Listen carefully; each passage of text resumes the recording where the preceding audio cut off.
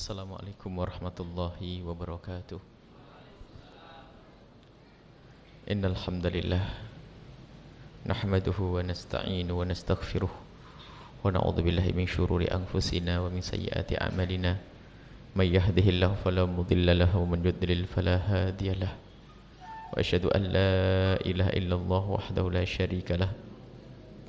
Wa asyhadu anna Sayyidina Muhammadan abduhu wa rasuluh.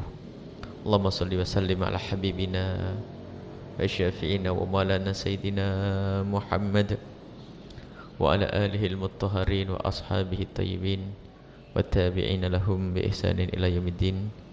Allahumma ya rabbana inna nas'aluka ilman nafi'ah wa na'udzubika ya rabbana min ilmin la yanfa' wa amalin la yurfa' wa qalbin la yakhsha' wa ainin la tatma' wa nafsin la tashba' innaka anta ala kulli syai'in qadir.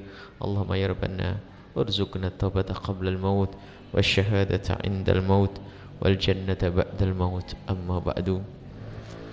Yang kami cintai, yang kami muliakan, para orang tua kami, para hadirin hadirat, para pemirsa, para pendengar dimanapun anda berada, alhamdulillah pada malam hari ini kita bisa melanjutkan belajar kita. Semoga Allah memberikan kepada kita ilmu yang bermanfaat. Alhamdulillah, sebentar lagi kita memasuki bulan mulia, bulan Maulid Nabi sallallahu alaihi wasallam. Jangan lupa kita harusnya persiapan menyambut bulan kelahiran Nabi Muhammad sallallahu alaihi wasallam. Mempersiapkan hati, jadikan itu saat untuk menumbuh suburkan benih cinta kita kepada Nabi Muhammad sallallahu alaihi wasallam. Kita persiapkan, dan sebetulnya hendaknya setiap hari kita memang bermaulid Nabi setiap hari. Akan tapi ada saat-saat yang harus kita tingkatkan, yaitu di saat bulan Maulid Nabi sallallahu alaihi wasallam yang insyaallah nanti satu hati di Al-Bahjah tanggal 1 Rabiul Awal atau bertepatan tanggal 13 Desember kita akan merayakan Maulid Nabi sallallahu alaihi wasallam. Dan itulah pekerjaan para salafun saleh, orang-orang mulia. Di situ ada kisah panjang, kisah menjelang kelahiran Nabi yang tadi Habib Usyam sudah memberikan isyarat tentang kisah itu. Bagaimana waktu kelahiran Nabi ada keajaiban-keajaiban, dan harus kita tahu yang demikian itu. Bersama kelahiran Nabi banyak hal, kejadian yang luar biasa yang dihadirkan oleh Allah mengiringi kelahiran Nabi, sekaligus saksi dan sekaligus untuk menampakkan bahasanya yang lahir itu adalah manusia mulia. Maka dari itu jangan sampai kita ketinggalan dari rombongan-rombongan hamba yang memuliakan Nabi dengan memeriahkan bulan Maulid Nabi dengan Maulid Nabi sallallahu alaihi wasallam.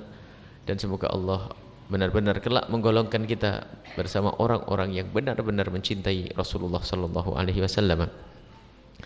Baik, majelis kita ini majelis Minhajul Abidin yang kita sudah sampai kepada pembahasan yang dihadirkan oleh Imam Ghazali rahimahullah taala di dalam bab tawakal, ketawakalan, menyerahkan urusan kita kepada Allah sekaligus meyakini bahasanya Allah akan menyelesaikan urusan kita, sekaligus meyakini bahasanya Allah Maha Kaya yang Maha Kuasa untuk merubah segala-galanya. Itulah tawakal. Tidak cukup menyerahkan urusan kita kepada Allah, tapi harus dibarengi dengan keyakinan bahwa Allah akan menyelesaikan urusan kita. Keyakinan bahasanya Allah Maha Kuasa untuk menyelesaikan urusan kita. Itulah tawakal. Kalau sudah orang itu bertawakal, nggak ada yang nggak beres, semuanya akan beres. Sehingga permasalahan itu kalau kita lacak, permasalahan yang ada pada kita ini kurang tawakal kepada Allah. Ketawakal kepada Allah menjadikan orang hidupnya tidak pernah susah. Kenapa? Ada yang menjamin, yaitu zat yang tidak pernah lapar, zat yang tidak pernah miskin, Allah. Sementara seseorang itu begitu nyamannya di saat di bawah naungan sebuah perusahaan atau dijamin oleh seorang kaya di dalam hidupnya, itu sudah merasa tentram, aman, bahkan mungkin bisa mentang-mentang. Bagaimana orang yang merasa dijamin oleh Allah kok tidak merasa tentram dan aman? Permasalahan adalah karena kurang tawakal. Dan disinilah Imam Ghazali akan, di dalam hal inilah Imam Ghazali akan mencoba memahamkan kita akan makna tawakal, agar kita bisa semakin nyaman, mudah di dalam menjalani hidup ini, tidak akan susah. Baik kata Imam Ghazali rahimahullah ta'ala tentang urusan kita dengan ketawakalan kita, wa ammal khalqud dha'ifu, kalau orang kuat itu adalah orang yang pasrah kepada Allah, tawakal kepada Allah, tidak pernah ragu dengan janji Allah, tidak akan kalah dengan burung yang tidak pernah punya tabungan akan tapi hidupnya riang terus. Pagi hari sudah berkicau riang, padahal dia dalam keadaan lapar, pergi dengan penuh ketawakalan. Mana yang arah dituju? Ia tidak mengerti, dia tidak tahu kemana, harus kemana. Dia mengikuti isyarat ilham dari Allah Subhanahu wa ta'ala untuk pergi. Pergilah ke suatu tempat, kenyang, pulang, dan tidak pernah kepikiran untuk menyimpan itu semuanya.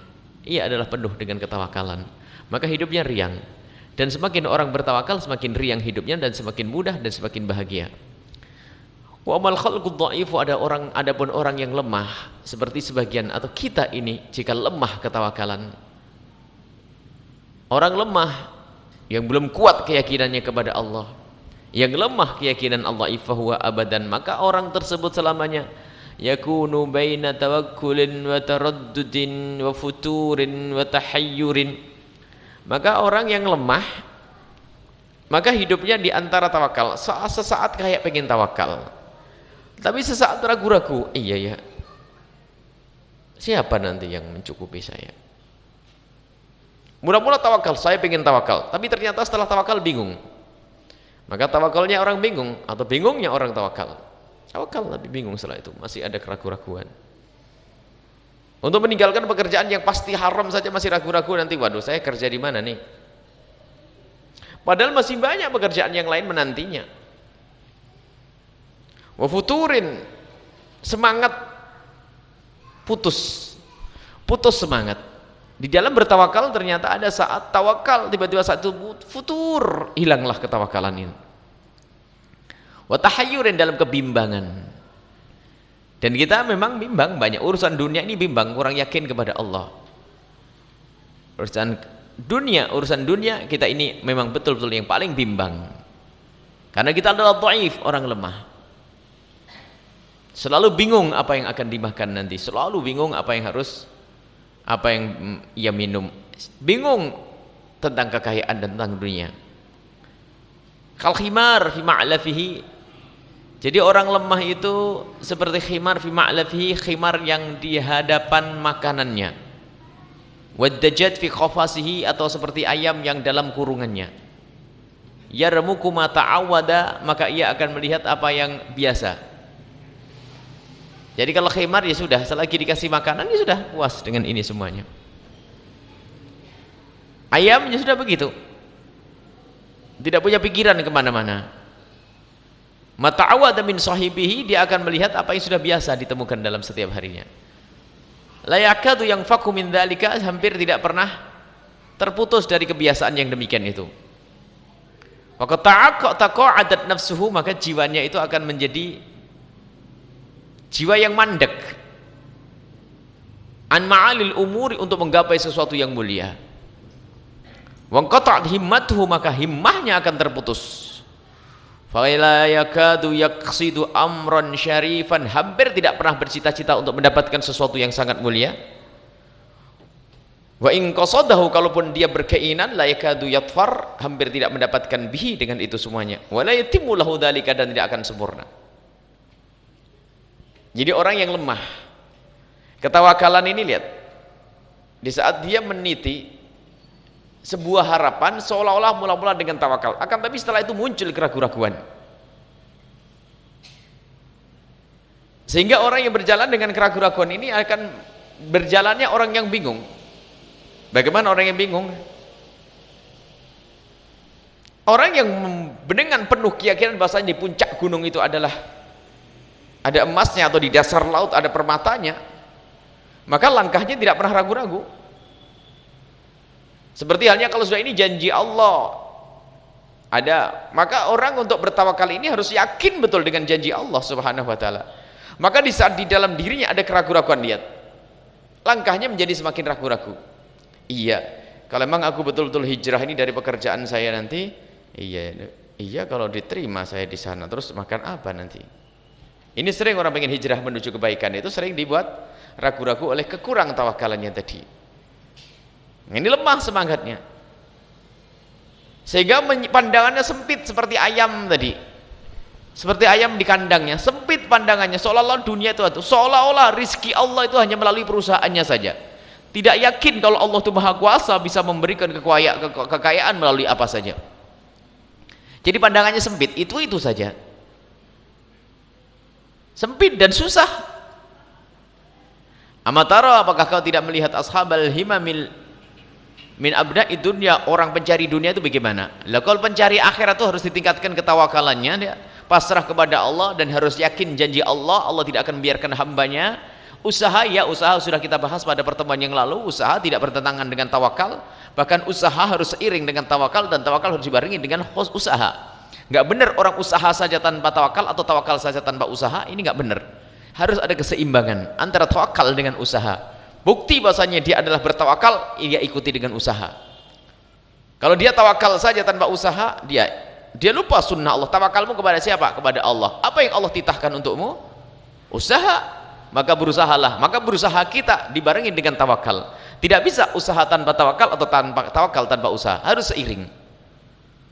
Kalau orang hanya tawakal saja tanpa usaha, lihat, dia tidak mengharap sebetulnya. Allah ngajari begini loh ya.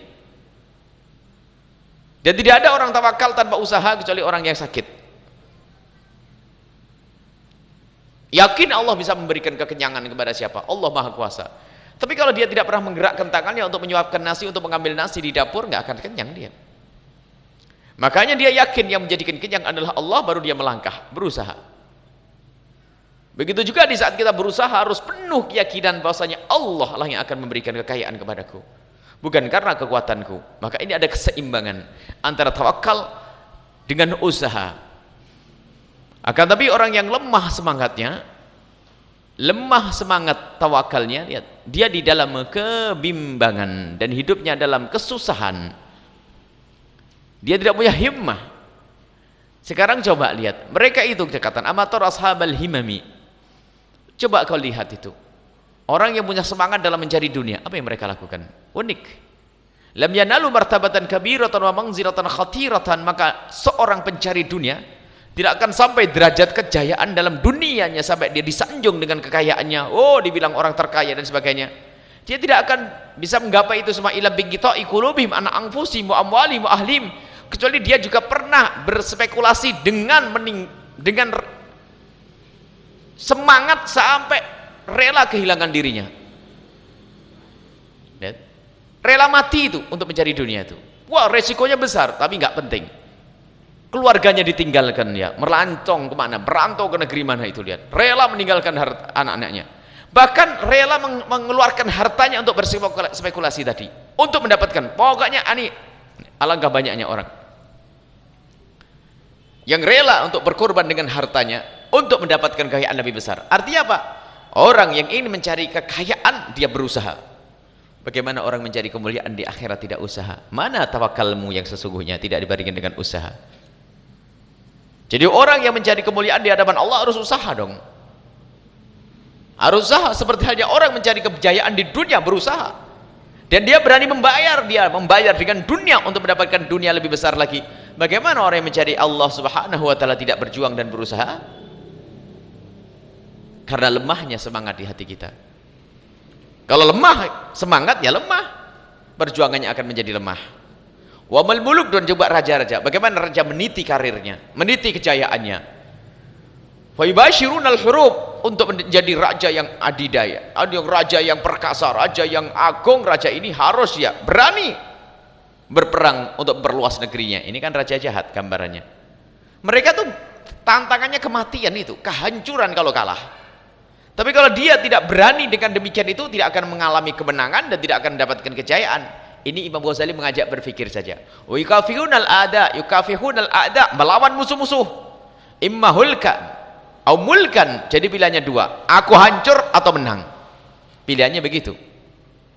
Ini urusan mencari kerajaan. Bagaimana orang yang kata mencari kemuliaan di hadapan Allah, tidak pernah dia berusaha seperti itu. Kalau sudah mencari dunia, berusaha luar biasa, mati-matian, mengejar pangkat pun berusaha mati-matian. Bagaimana orang yang mencari akhirat tidak berusaha sekeras mungkin? Maka karena kurang semangatmu, maka kurang himmahmu kepada Allah Subhanahu wa taala, hatta tahsul lahu martabatal mulki wa 'aqdul wilayati. Jadi orang yang ingin mendapatkan kerajaan harus berusaha sampai mendapatkan kerajaan tersebut. Wakila, ada yang mengatakan inna Muawiyah, bahasanya Muawiyah bin Abi Sufyan, lama nadhara ila mu'askaraini ilal askaraini, tatkala melihat dua pasukan, dua kubunya Imam Ali, pasukannya Imam Ali yang terdiri dari 20.000 orang dan pasukannya Muawiyah terdiri dari 80 orang. Di saat berhadapan-hadapan, lihat motivasinya Muawiyah untuk mengajak perang pengikutnya, man arada khatiran khatara bi'azimati. Kalau ada orang yang mendapatkan sesuatu yang besar, harus rela mengeluarkan yang besar. Artinya apa? Harta kita keluarkan, nyawa kita kalau kita korbankan kalau pengen yang gede. Bahasa sederhana juga, kalau mancing ikan gede maka harus dengan umpan yang gede. Kalau umpannya kecil akan keluar ikan kecil. Terjadilah peperangan di perang Siffin antara Muawiyah dengan Sayyidina Imam Ali bin Abi Thalib, yang ahli sunnah wal jamaah mengatakan ini adalah ijtihad semuanya. Biarpun semuanya tahu ijtihad ini adalah ijtihad, akan tapi pada akhirnya terbukti yang salah adalah Muawiyah dan yang benar adalah di pihak Imam Ali bin Abi Thalib. Dalam riwayat banyak, Sayyidina Rasul sallallahu alaihi wasallam bermata ruwayah Ammar taqtulul fi'ah al-baghiyah. Ammar adalah meninggal bersama rombongannya Imam Ali, sehingga dikatakan Ammar itu nanti akan mati dan yang membunuh adalah kelompok yang dalam kesalahan, sehingga kelompok Muawiyah adalah kelompok yang salah di dalam berperang dengan Imam Ali bin Abi Thalib. Akan tapi salah pun ahli sunnah wal jamaah mengatakan ini semua adalah dengan ijtihad. Dan memang ada fitnah yang dihembuskan oleh musuh-musuh Allah sampai terjadi peperangan antara kaum muslimin dan kaum muslimin. Yang paling dahsyat adalah juga waktu itu di perang Siffin, dan juga terjadi juga dengan antara Sayyidina Imam Ali dan Sayyidat Aisyah radhiyallahu ta'ala anha dengan sebut perang Jamal dan sebagainya. Itu fitnah yang dihembuskan musuh Allah agar terjadi peperangan di antara kaum muslimin, di antara para sahabat Nabi sallallahu alaihi wasallam. Wa ma jara baina sahabina sukutu. Adapun yang terjadi di antara para sahabat jangan banyak komentar. Mereka adalah orang yang pernah melihat wajah Nabi sallallahu alaihi wasallam, akan tapi mereka berijtihad salah, wajar. Mereka bukan nabi, ada salah, akan tapi semoga itu semua tidak akan mengurangi martabat mereka. Nah, ini sekarang ada hamba-hamba Allah yang coba untuk merusak citra sahabat Nabi sallallahu alaihi wasallam, dan kita harus jujur, Imam Ali dalam urusan peperang Siffin adalah pada posisi yang hak, posisi yang benar, karena Imam Ali adalah disebutkan dalam banyak riwayat tentang keberadaan Imam Ali adalah berada dalam kelompok yang benar. Adapun kelompok Muawiyah adalah kelompok yang salah dalam hal ini, akan tapi demikian ahli sunnah wal jamaah mengatakan itu karena ijtihad. Orang berijtihad kalau salah mendapatkan satu pahala, kalau dia benar mendapatkan 2 pahala. Imam Ali dapat 2, Muawiyah dapat 1, dan semoga Allah mengampuni kesalahan mereka. Tidak usah banyak membahas. Ini Imam Ghazali hanya menyebutkan bagaimana motivasinya Muawiyah. Pengen gede, keluarkan yang gede. Kalau kau keluarkan yang kecil, tidak akan dapat yang gede. Ada yang apa? Himmah. Wa mattujar, adapun para pedagang-pedagang bagaimana? Fayarkabun al-mahalik. Mereka siap melewati, yarkabun mengendari, al-mahalik sesuatu yang membahayakan. Untuk mendapatkan permata, nyelam yang dalam. Bisa saya kehabisan nafas dan mati itu nanti. Ingin mendapatkan sesuatu yang gede dengan gede.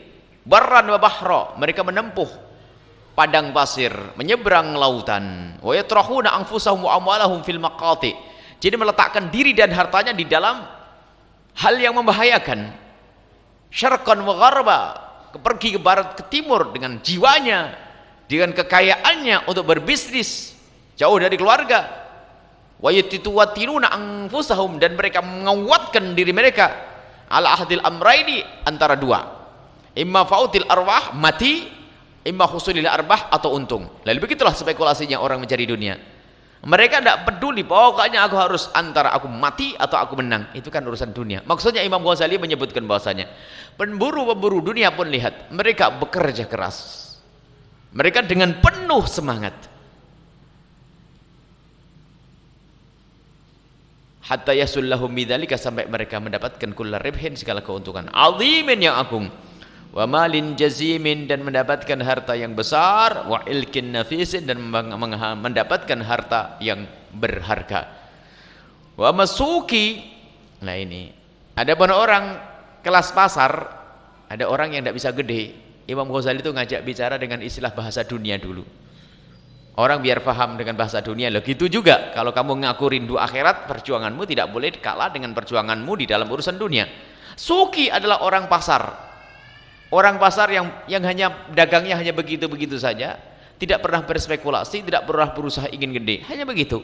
Alladzi dha'ufa qalbuhu, yang hatinya itu lemah.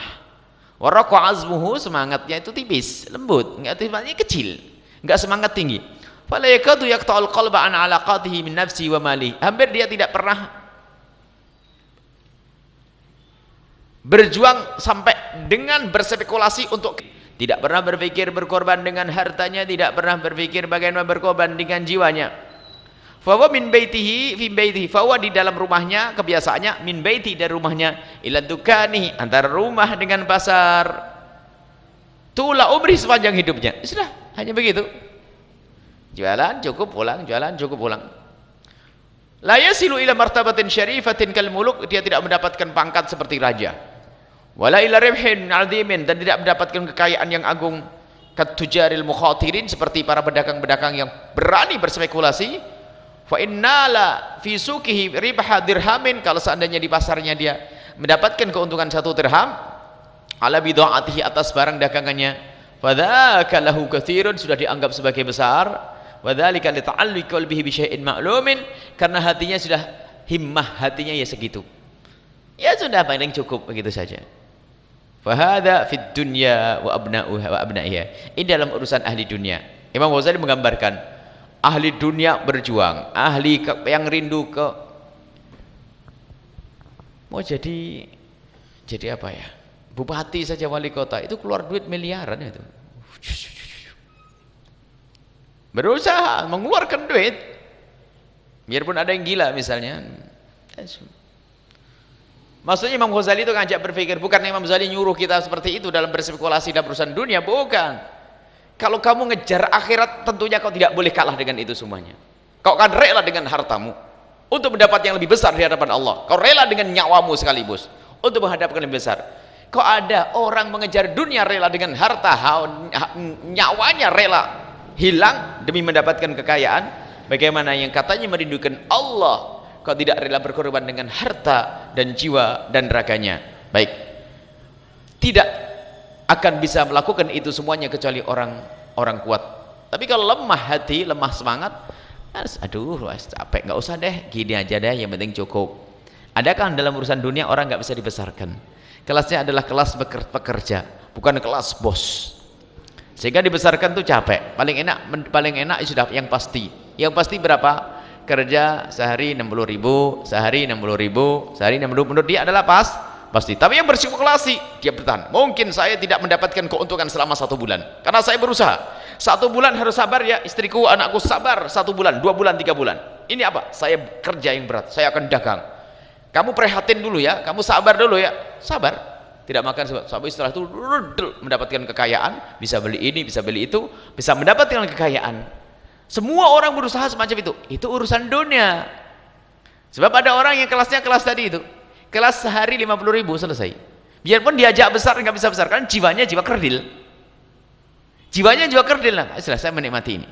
Cuman Imam Ghazali tidak merendahkan orang yang kerdil jiwanya dalam urusan mencari dunia, karena jauh daripada bahaya. Sebab mencari dunia bahaya. Cuman Imam Ghazali di sini menggambarkan, lihat, orang yang ingin mendapatkan kekayaan yang besar, mereka berjuang, rela kehilangan nyawanya sekalipun. Bagaimana engkau yang katanya rindu kepada Allah, tidak pernah rela berkorban dengan kekayaanmu dan hartamu untuk mendapatkan ridha Allah Subhanahu wa taala. Baik. Amma abdaul akhirati, adapun orang anak-anak akhirat ahli surga, fara'su malihim hadhil khoslatu, maka rasmalnya, modalnya adalah ini. Allati hiya at-tawakkul, tawakal. Tawakal ini adalah modal besar untuk sampai kepada Allah. Kalau mencari dunia tadi, modal besarnya adalah uang dan jiwanya rela untuk kita keluarkan untuk mendapatkan kekayaan. Seorang yang ingin mendapatkan kerajaan pun demikian, rela berperang.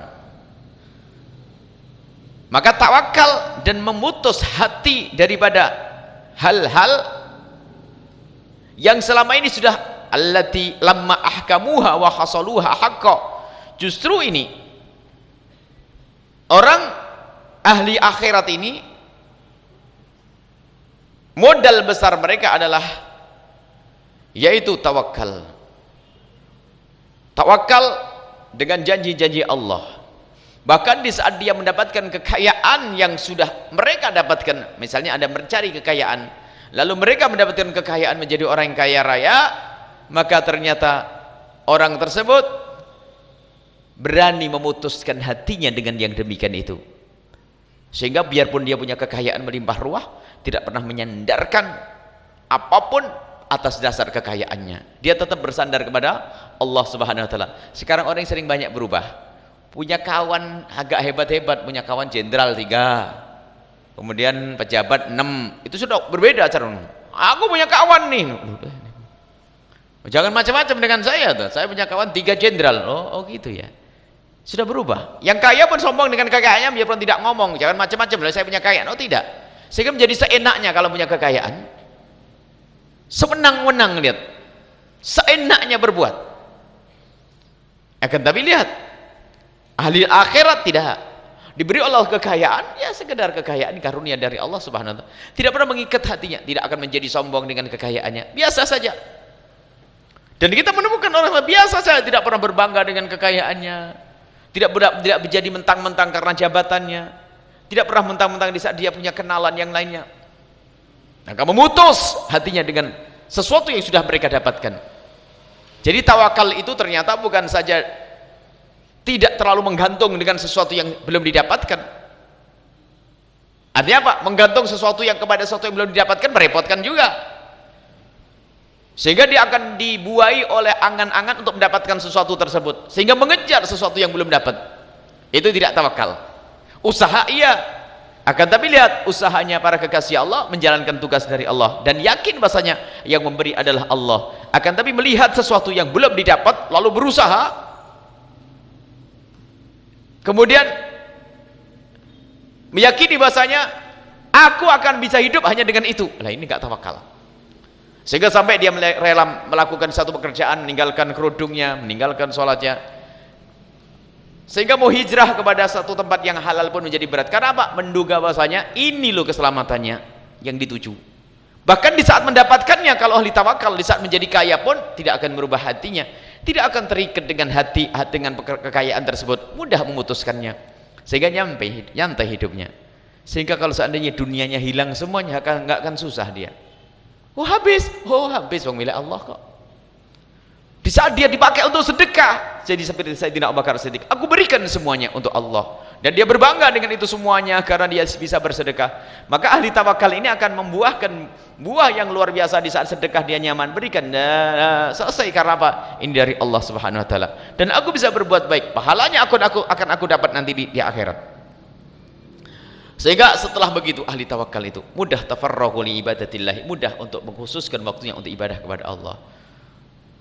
Wa tamakkanu min tafarrudi anil khalqi, sehingga bagi dia akan mudah untuk menjauh daripada butuh kepada orang, enggak gerengek pemberian orang. Wasyahati fil ardi, dia melancong kemana saja aman dia, karena dia dengan siapa? Dengan Allah. Enggak pernah mikir nanti makan apa di sana, aku tidak punya kenalan di sana, enggak pernah pikir, enggak punya bekal, enggak. Dia meyakini dengan Allah Subhanahu wa taala. Waqti hamil fayafi, dia menerobos hutan belantara pun nyaman. Karena apa? Aku yakin dengan Allah. Wastitonil jibali wasyiabi, dia bertinggal di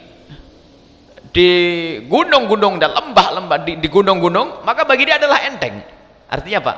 Orang tawakal itu hidup di mana saja aman, karena dia dengan Allah yang maha kuasa.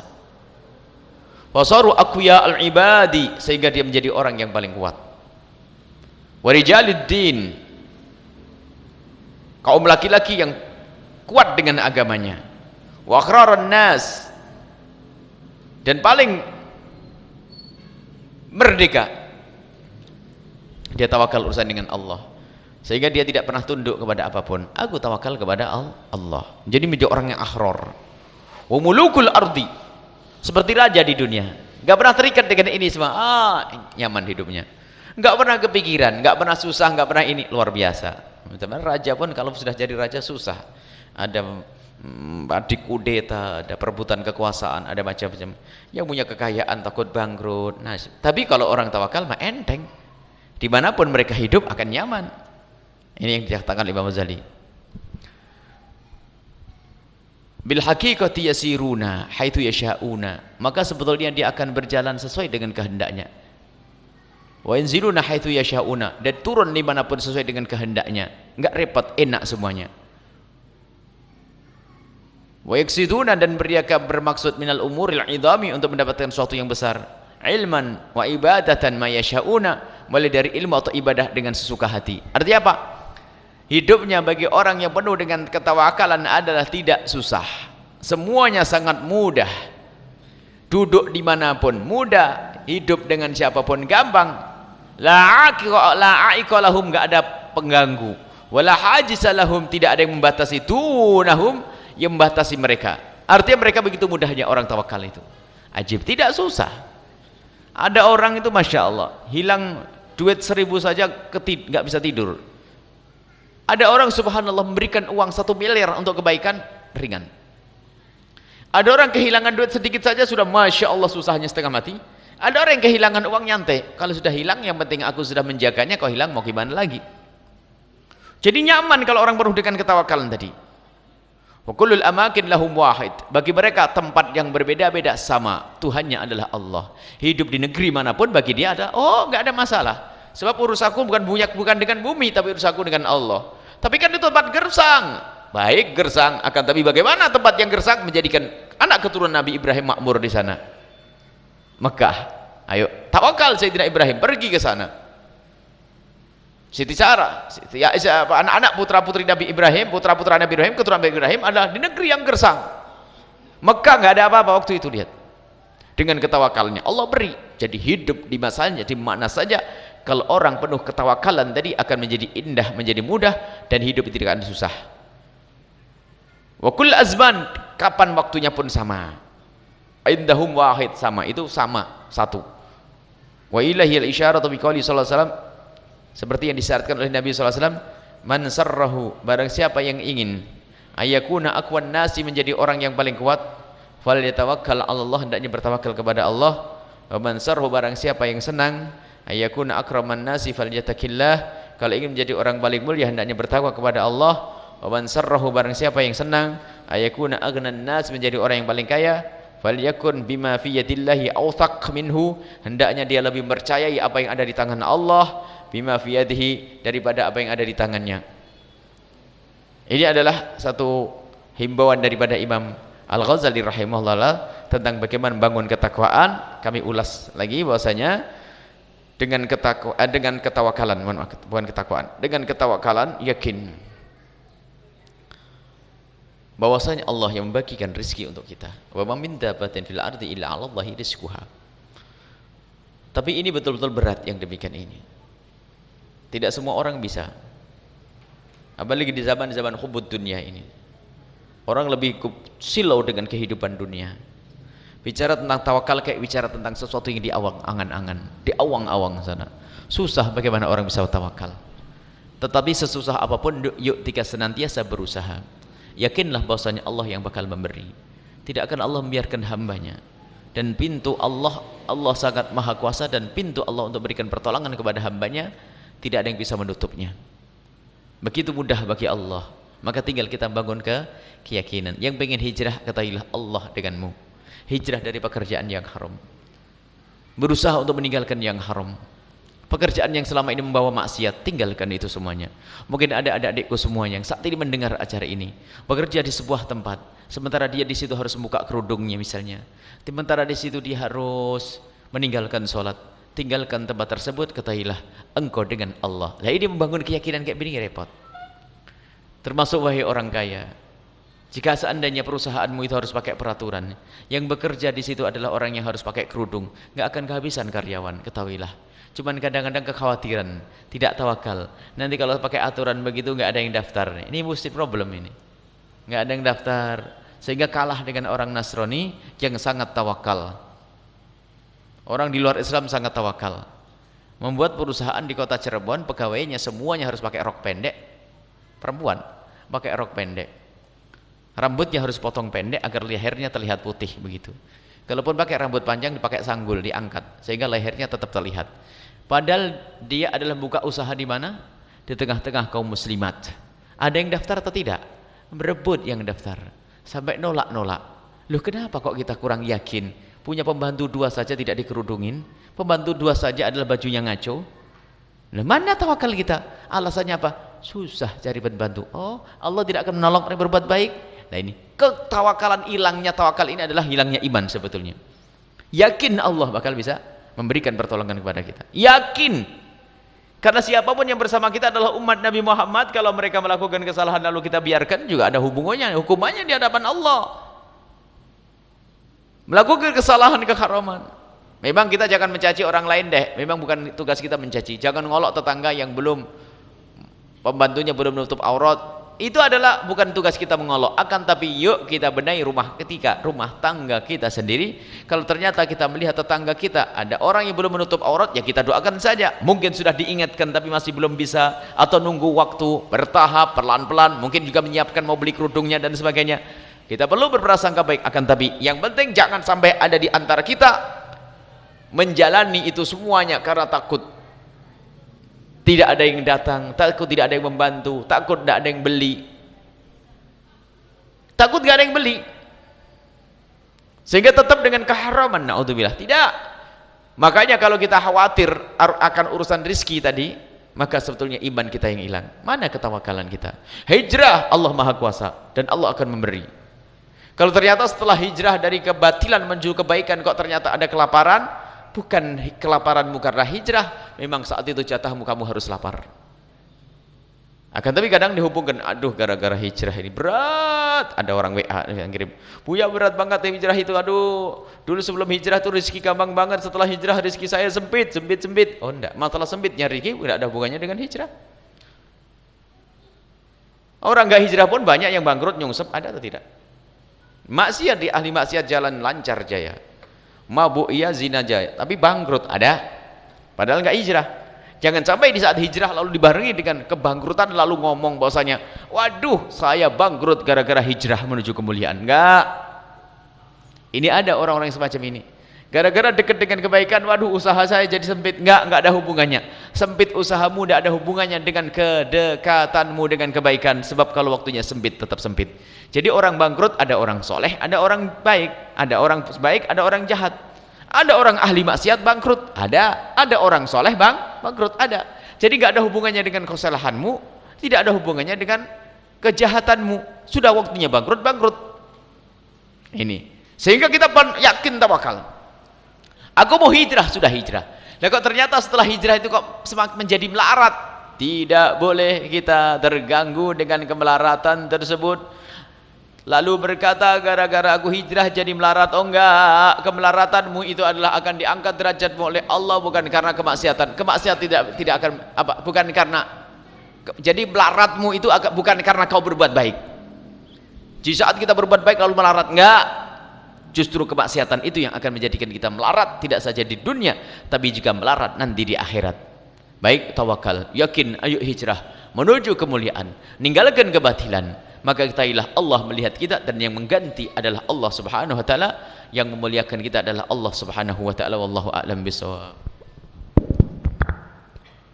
Syukron katsiran kami haturkan kepada guru kita semua, Buya Yahya, yang telah menyampaikan ilmunya. Semoga ilmu yang kita dapatkan dapat kita amalkan dalam kehidupan sehari-hari. Amin ya Allah ya rabbal alamin.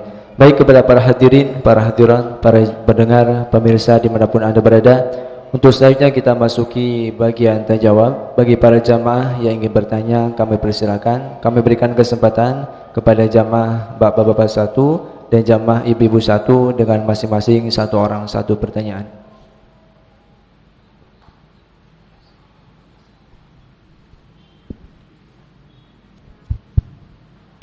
Assalamualaikum warahmatullahi wabarakatuh. Assalamualaikum warahmatullahi wabarakatuh. Allahumma sholli ala sayyidina Muhammad. Sallallahu alaihi. Terima kasih atas kesempatan yang telah diberikan. Saya mungkin ingin bertanya tetapi agak keluar dari materi mengenai antariksa, Buya. Dulu waktu kita belajar di sekolah, di SD, di SMP, bahkan sampai di perguruan tinggi itu mengenai bahwa bumi berputar pada porosnya, bumi berputar mengelilingi matahari, bumi bersama bulan mengelilingi matahari gitu. Nah, itu ada adik saya sendiri itu lulusan dari AN, dari bahasa Arab. Itu dia ya ada kaitannya juga tadi mengenai masalah ketika mengalami dia usahanya di bidang jual beli gitulah, jual beli buku dan sebagainya. Nah, satu saat mengalami sebuah kepailitan. Nah, ketika itu dia mendalami, mencoba membaca, memahami, menerjemahkan, bahkan menafsirkan Al-Quran. Cuman yang saya tahu dia itu hanya memahaminya hanya berdasarkan kata per kata saja. Jadi kemampuan bahasa Arabnya dikaitkan dengan penafsiran, penerjemahan Al-Quran itu sendiri. Sehingga ketika memahami mengenai bahwa bumi itu adalah merupakan asal katanya dari ardun, itu asal katanya dari ridho. Ridho itu artinya pasrah, diam, tenang gitu. Sehingga bumi itu tidak bergerak, diam saja. Kemudian bumi itu merupakan di dalam Al-Quran kan hamparan, permadani dan sebagainya. Sehingga bumi itu tidak bulat, sebetulnya hanya itu rata. Kemudian dia memahami juga tentang kalimat arduha ka ardis samawati wal ard. Oh, bumi dan langit itu luasnya sama, besarnya sama gitu. Nah, di sini nih kami kacau pikiran dengan pemahaman seperti itu. Nah, kami mohon penjelasan dari Buya, sebenarnya sebenarnya seperti apa sih yang benar. Jadi dari pemahaman Al-Quran itu apakah memang seperti itu atau itu pemahaman yang keliru, bahwa dia menganggap bahwa itu adalah merupakan pemahaman yang sudah kita pelajari lama, itu adalah dari pemahaman Yahudi, dikatakannya seperti itu. Jadi kami mohon penjelasan, karena yang namanya ilmu itu kan disesuaikan dengan misalnya kayak ilmu kedokteran ya, yang punya ahlinya adalah dokter. Ilmu antariksawan ya astronom barangkali dan sebagainya. Mohon penjelasannya. Terima kasih. Assalamualaikum warahmatullahi wabarakatuh. Assalamualaikum warahmatullahi wabarakatuh. Jamaah ibu-ibu.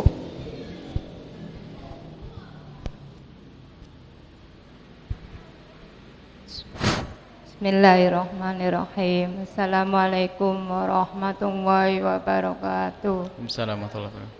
Buya, pengen nanya Buya, saya punya anak 4. Anak saya pengen anaknya jadi anak soleh dan soleha. Mohon doanya Buya. Sekian. Assalamualaikum warahmatullahi wabarakatuh.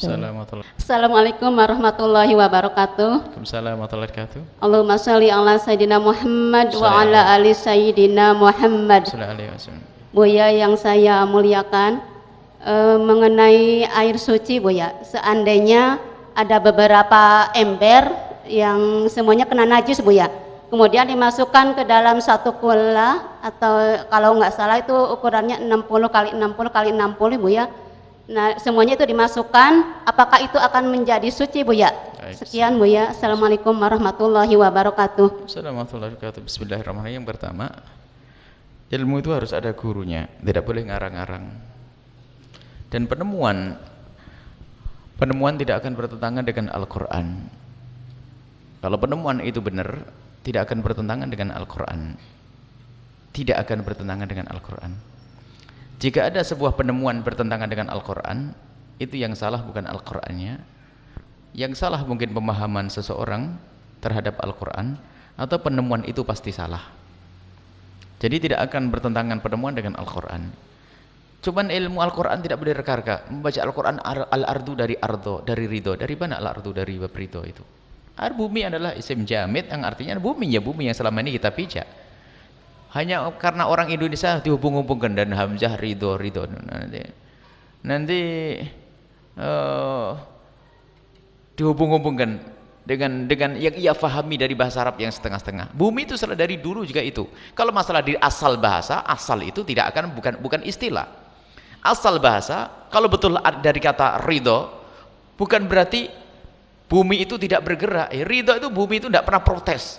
Ya, bisa saja maknanya begitu. Jadi kita tidak boleh menafsiri seenaknya sendiri. Ini biasanya orang sok hebat, anak kampus ngaji sebentar, dia pengen membuat hal yang aneh-aneh.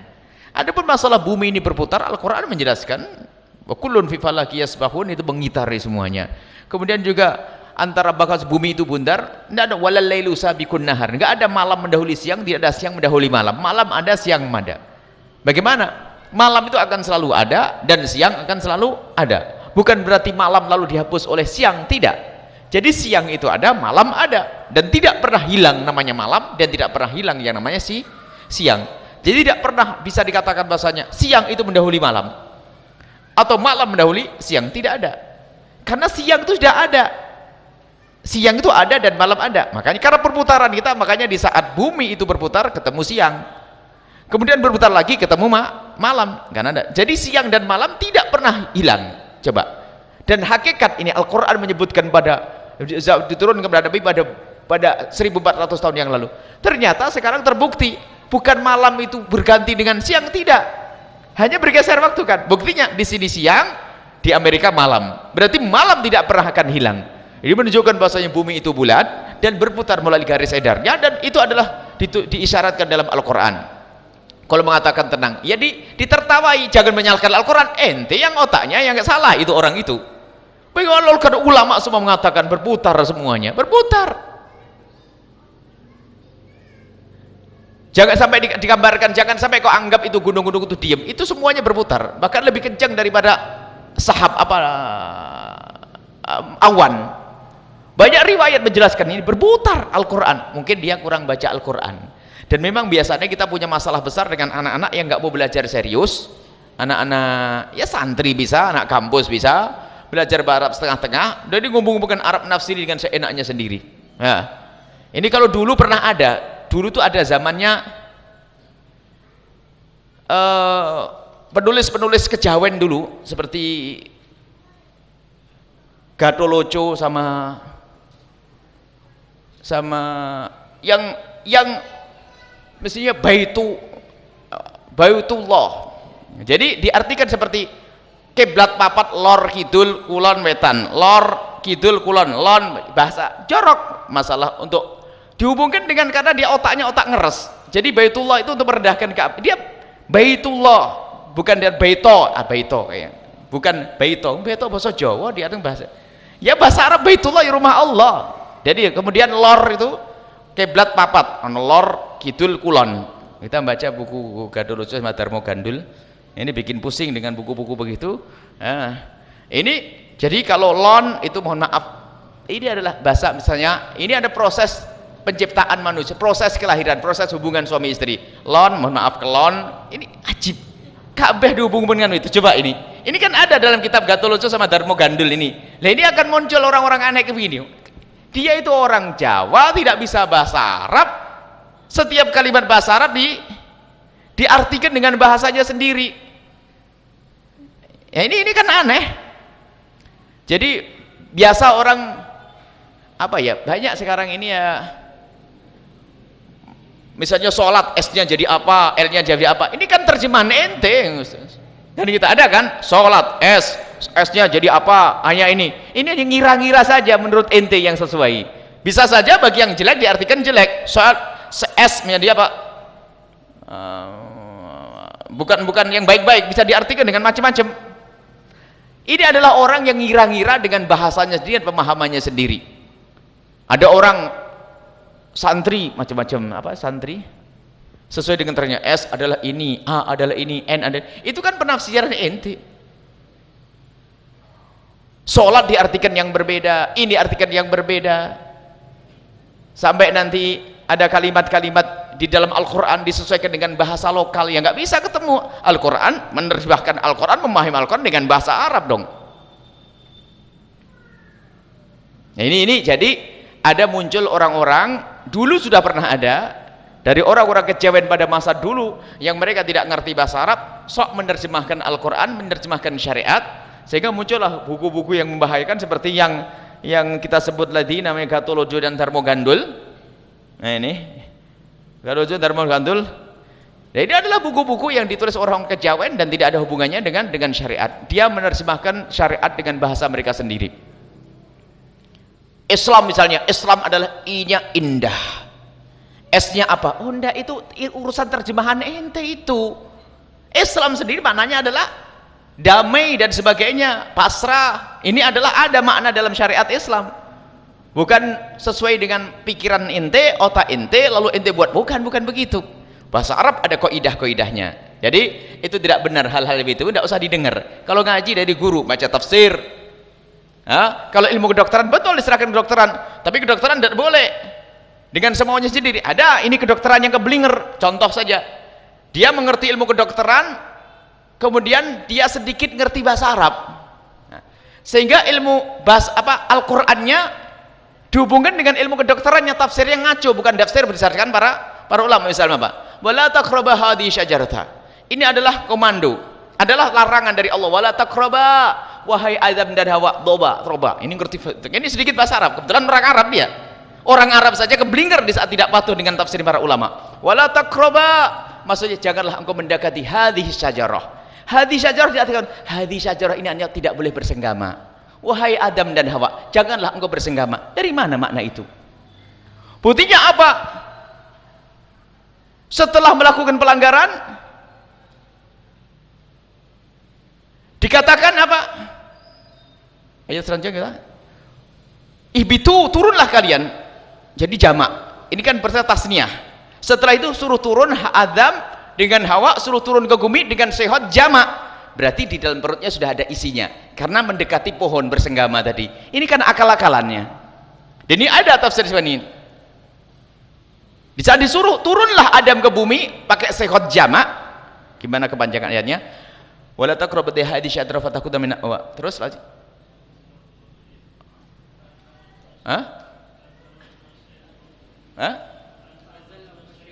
Fa'azallahuma syaitan wa ka irfa' sawt, yang angkat sangat. Fa'azallahuma syaitan wa akhraja mimma kana fi wa qulna bitu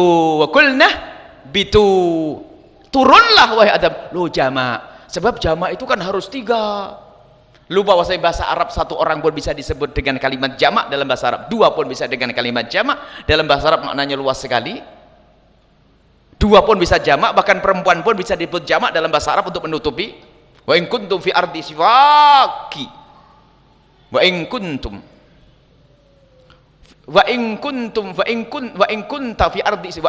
fi ardi siwakum fa inna fuadi indaki, misalnya dalam bahasa Arab itu ada. Dengan perempuan pun pakai bahasa antum juga bisa. Jadi bahasa Arab itu sangat luas. Mana artinya apa? Ihbitu, dia karena dia seorang kedokteran, oh berarti ihbitu dia ngereka-ngereka, nggak pernah ikut mufasir ahli tafsir. Jadi bukan buhon yang dilarang didekati Adam, maksudnya hei Adam, kamu jangan bersenggama. Bersenggama Adam, makanya hamil. Maka di saat disuruh ke bumi sudah ada perutnya. Ini anak mahasiswa ada yang kagum nih. Oh bener nih, ihbitu, turunlah kau ke bumi. Sehatnya jamak. Jamak kan harus lebih dari 2 dalam bahasa Arab. Kalau bahasa Inggris kan 2. Plural kan ada 2. Kalau bahasa Arab adalah, berarti ini adalah, wah anak mahasiswa, bener ini tafsir yang ajib. Oh keblinger ente, sakit ente. Ulama dulu mengatakan syajarah pohon di dalam surga yang ternyata dilarang, ya pohon, bukan persenggamaan. Jadi ada tafsir-tafsir aneh ini biasanya orang-orang aneh. Kita kalau menghadirkan tafsir berdasarkan para ulama-ulama, bukan seenaknya sendiri, bukan semaunya suanya sendiri. Nah, baik ya, kita keluar dari Darmogandul, kita keluar dari Gatoloco, kita akan kembali kepada tafsir-tafsir para ulama-ulama yang muktabar. Jangan percaya dengan bualan orang akhir zaman. Termasuk ada yang menulis tentang bagaimana Isra Mi'rajnya Nabi diakal-akalkan dengan gaya ilmiah. Isra Mi'raj Nabi SAW Isra Mi'raj, tidak ada seorang penulis terpersona di mana itu Sidratul Muntaha atau apa ini, lihat aneh. Jadi Isra Mi'raj Nabi yang mukjizat menjadi tidak mukjizat karena apa? Dia terinspirasi dengan sebuah film. Jadi perubahan kimiawi. Jadi untuk bisa melakukan perjalanan yang panjang, Nabi Muhammad harus melakukan perubahan kimiawi. Yaitu makanya di dalam film yang disaksikan, kalau ada orang ingin melakukan sesuatu yang ingin melakukan perjalanan cepat, harus masuk proses kimiawi. Setelah berubah dari asalnya, kemudian ditembakkan ke tabung yang lainnya, bisa melakukan perjalanan yang cepat. Makanya kenapa subhanalladzi asra bi abdihi lailan minal masjidil haram ila masjidil aqsa, masjidil haram seperti tabung. Ini untuk proses kimiawi. Kemudian Nabi Muhammad ditembakkan ke Masjidil Aqsa. Ini adalah perjalanannya harus singkat. Jadi waktu itu Nabi Muhammad dari badan yang fisik ini dirubah menjadi badan cahaya. Oh, mulai ngelantur dia. Nah ini paling digemari di kampus, masa bestseller tuh. Wah, luar biasa. Anak kampus yang tertipu jutaan katanya. Ini anak kampus sampai ada 2 orang hadiahi saya, Buya ini ada buku hebat. Oh, ente keblinger, ente salah. Nah, ada Nabi Muhammad tidak berubah menjadi badan cahaya. Badan Nabi, badan jasad terdiri dari tulang, badan dan darah, daging. Tulang, daging, terdiri dari tulang, daging dan darah. Itu Nabi Muhammad. Waktu meluncur tetap seperti itu. Lah kok nggak kebakar? Namanya mukjizat. Nah, ini banyak keanehan-keanehan. Ini ada orang, dia ternyata latar belakangnya adalah pendidikan umum begitu, rupanya tidak mau patuh dengan para ulama terdahulu, membuat khayalan tafsir. Wah, anak kampus ini yang jarang ngaji ini paling seneng. Wah, hebat, ajib, istimewa. Hei, ngaji. Nabi Muhammad tidak dirubah menjadi badan cahaya. Nabi Muhammad di Isra Mi'raj kan dengan tubuh yang terdiri dari daging, tulang dan darah, dan tidak dirubah menjadi apapun. Maksudnya kenapa harus dirubah menjadi badan cahaya? Dia berhujah. Sebab apa? Yang paling bisa melakukan perjalanan tercepat adalah cahaya. Wah, ini kayak waktu saya belajar di SMP dulu, bener nih anak-anak kampus.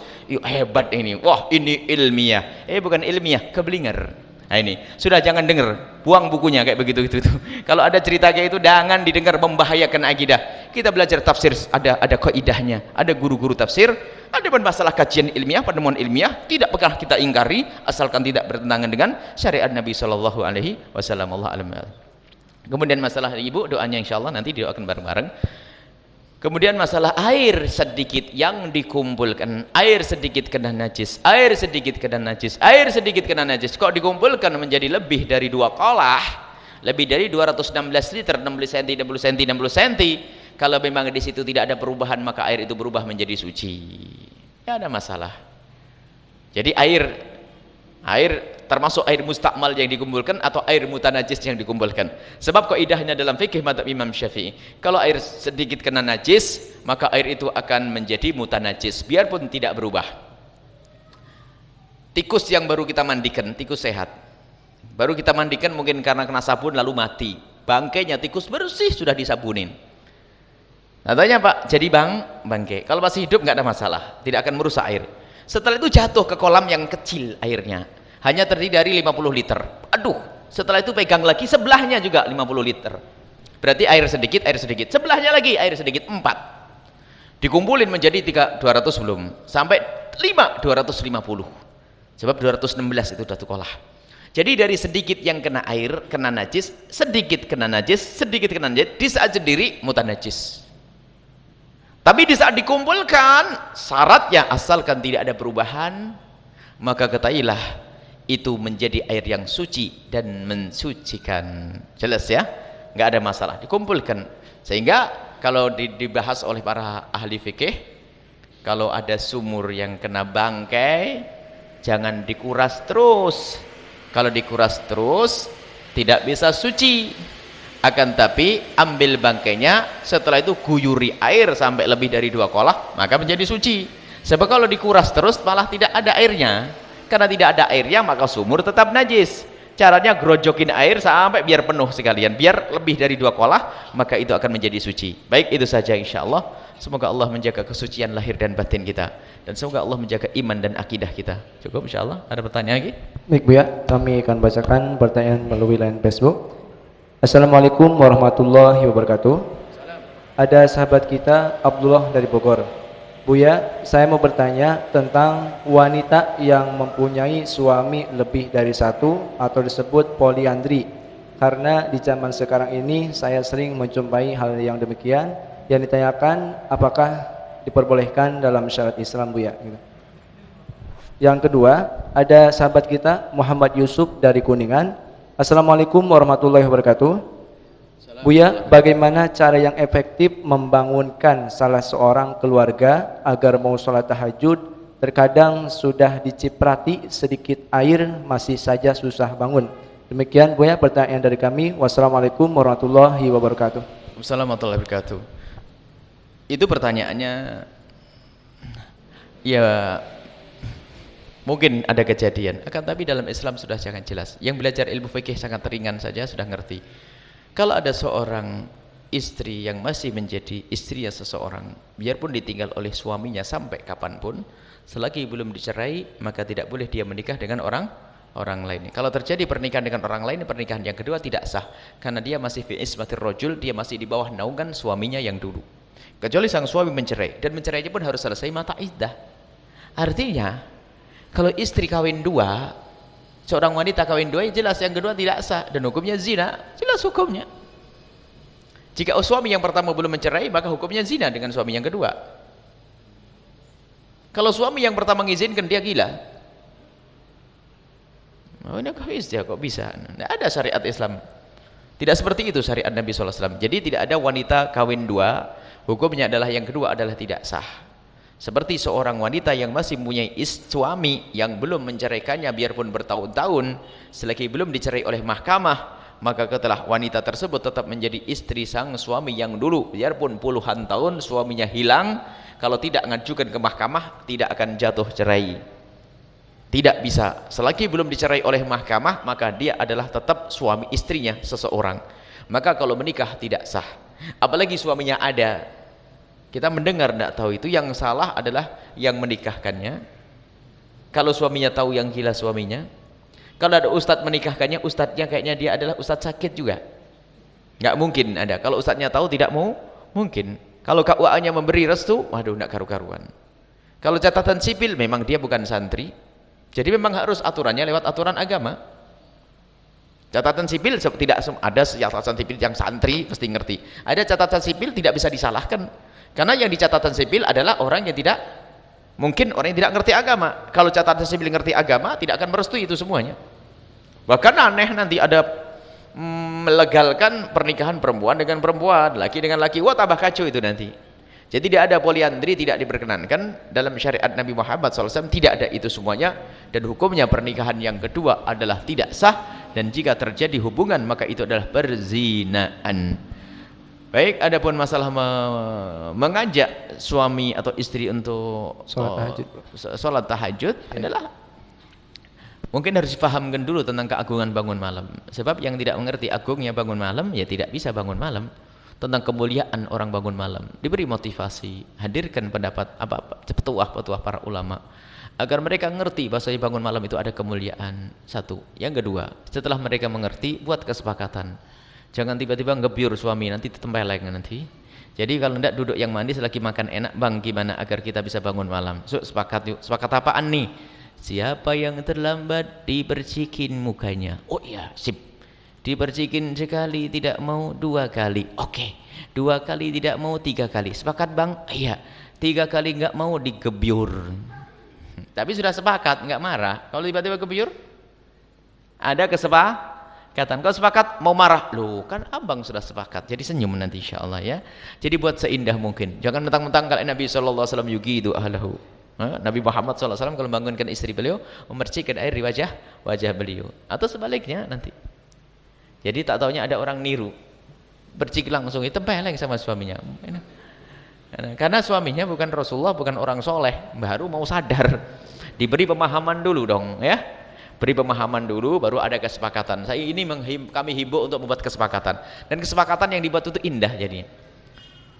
Jadi kalau ternyata digebyur juga masih tidak bangun, ya sudah biarin, jangan digebyur lagi, tinggal besok diketawain, ngompol ya abang. Itu saja. Jadi kita semuanya dengan penuh keindahan, kelembutan, kalau ngajak orang sholat bukan dengan marah-marah. Apa marahmu? Wong pekerjaan sunnah kok marah-marah? Ada istri terlalu semangat, marah-marah sama suaminya gara-gara tidak bangun malam. Ada seorang suami yang terlalu semangat, marah sama istrinya gara-gara tidak bangun malam. Bangun malam adalah sunnah. Makanya perlu diberikan pemahaman bahwasanya keutamaan bangun malam. Kecuali peraturan pondok yang tidak bangun malam dihukum itu lain peraturan pondok untuk berlatih, karena dia akan menjadi ulama, menjadi contoh yang baik, harus dipaksa di situ. Kalau nggak mau dihukum ya jangan mondok, pulang saja, selesai. Selagi masuk pondok ikut aturan pondok, jangan sampai ngomong ini kan, wah ini anak pondok mulai ngerti syariat, kan tidak wajib, kenapa kok dibangunkan, sudah pulang ke sana. Ada anak pondok dulu pernah kita menemukan, bukan di pondok kita, waktu dulu kita pernah mondok di mana. Jadi ada orang setiap mau dihukum lalu bilang nggak ada syariat Islam begitu. Waduh, tidak ada syariat Islam, hebat bener ini. Nggak ada, ini kan sunnah. Kenapa sunnah? Jamaah kan tidak wajib. Waduh, oh jamaah nggak wajib. Kenapa kok saya dirotan gara-gara tidak jamaah? Ya sudah, ente pulang saja. Jangan mondok di sini. Pondok aturannya harus sholat jamaah. Nah ini ada orang sok pinter nih anak-anak. Ini baik.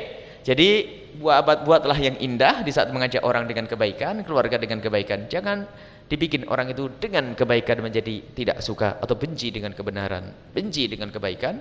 Maka Nabi mengajarkan basyiru wala tunaffiru. Kalau ngajak orang sebisa mungkin agar mereka senang, jangan dibikin mereka lari dari kebenaran. Baik. Sehingga bisa mencaci tahajudan apaan bisa ngomong gitu. Nah, bisa gitu gara-gara kita salah. Pertama suruh baca Al-Quran dipaksa, akhirnya nyaci Al-Qurannya. Suruh sholawat dipaksa, akhirnya nyaci sholawatnya. Makanya kalau semangat harus diimbangi dengan strategi. Semangatnya berlebihan tapi nggak pakai tata cara akan menjadikan orang lari dari kebenaran. Maka Anda termasuk yang menjadikan orang itu lari. Dan hukum Anda adalah Anda haram, dimurkai oleh Nabi. Nabi mengatakan apa? Basyiru wala tunaffiru. Berilah, ajak mereka dengan kesenangan, dengan yang enak-enak. Jangan kau ajak orang dengan sesuatu yang menakutkan. Jangan sampai orang memandang Islam itu adalah tidak baik, tidak indah.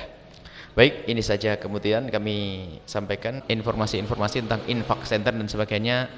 Mohon diperhatikan, jika ada uang lebih bisa dimasukkan ke infak center. Dan juga program terbaru kita adalah kita ingin mencari kawan sebanyak-banyaknya. Tidak boleh ada orang yang tertinggal. Kami tidak menginginkan ada orang yang tertinggal di neraka. Kita tidak ingin ada orang kaya masuk neraka. Kita tidak ingin ada pejabat masuk neraka. Kita ingin membawa semuanya selamat.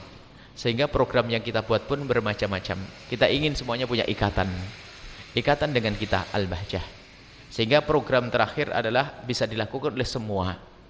Mungkin ada di antara kita yang bisa menyumbang miliaran. Ada di antara kita yang bisa menyumbang ratusan juta. Ada di antara kita yang menyumbang puluhan juta. Ada yang nyumbang hanya jutaan, ada yang nyumbang ratusan ribu. Ada sebagian mungkin belum punya uang, atau mungkin pernah nyumbang akan tapi saya pengen nyumbang lebih banyak lagi tapi saya tidak mampu. Maka sekarang kita buka agar semuanya punya ikatan dengan kita, yaitu program barang bekas. Karena kita ingin semuanya sambung dengan kita. Biarpun itu panci bolong, sampaikan nanti semoga menjadi penyambung antara Anda dengan kami. Baik itu dipakai atau tidak pakai jangan mikir. Pokoknya saya ingin Anda merasa memiliki Al-Bahjah. Anda memiliki program ini. Ada titip telepon SMS. Pak, saya punya panci bolong 2 atau 3. Tolong telepon, nanti akan dijemput. Maka dengan begitu Anda akan merasa memiliki Al-Bahjah. Maka di saat Anda merasa memiliki Al-Bahjah, maka lihat Anda akan rindu untuk belajar selanjutnya. Mungkin ada kulkas, mungkin ada. Alhamdulillah diumumkan sekali saja waktu itu sudah macam-macam, mesin jahit, ada kulkas, ada ini, ada ngasih mobil pickup, ada macam-macam. Dan ini bakal bermanfaat untuk pondok. Maka Anda jangan ketinggalan. Mungkin di belakang rumah Anda ada kipas yang rusak. Kadang-kadang orang dikuasai dengan kepelitannya sehingga punya kipas mau dibetulin tapi nunggu siapa tukangnya, mau tidak dibetulin, akhirnya lambat laun semakin rusak. Sudahlah, buat infak saja. Biarpun nggak dipakai nggak penting itu. Anda jangan mikir nanti digunakan atau tidak. Dan kita tidak jualan barang bekas, tidak. Tapi kita akan mengolah barang bekas itu sendiri yang masih bisa dipakai untuk pondok akan kita sebar ke pondok-pondok Al-Bahjah dan pondok yang lain kalau membutuhkannya. Dan program ini bukan untuk Al-Bahjah, bahkan kita serukan kepada siapapun dari pondok-pondok yang pengen membuat program yang serupa akan dibantu, karena setiap pondok pasti punya jamaah. Jadi memberdayakan, mengikat jamaah agar punya perjuangan. Karena apa? Kebaikan yang pernah Anda tanamkan di tempat yang baik itu akan membawa Anda terus sampai kapanpun, sampai nanti di akhirat. Sehingga kami tidak ingin ada yang tertinggal. Ada sepeda rusak segala macam, tolong telepon, nanti ada SMS mana ini, ada nomor teleponnya, Anda bisa komunikasi dengan tim, kemudian nanti setelah itu akan dijemput. Dan kalau 2 hari tidak dijemput, Anda bisa komplain langsung lapor ke pusat. Kenapa kok saya tidak dijemput-jemput nih? Biarpun untuk membersihkan gudang Anda tidak ada masalah. Biarpun barangnya tidak berharga, mungkin kita ikut dapat pahala untuk bersihkan gudang Anda. Selesai. Baik, ini adalah ide yang menurut kami adalah ide yang cemerlang sekali untuk menggandeng semua orang. Biar akhirnya semua orang merasa punya andil dalam perjuangan ini. Dan mungkin itu yang membuat dia kaget nanti. Mungkin dia adalah orang yang begini-begini, tak taunya di akhirat, loh apa itu? Kipas rusakku dulu diterima oleh Allah. Loh, selamat. Baik, ini saja insyaallah. Baik.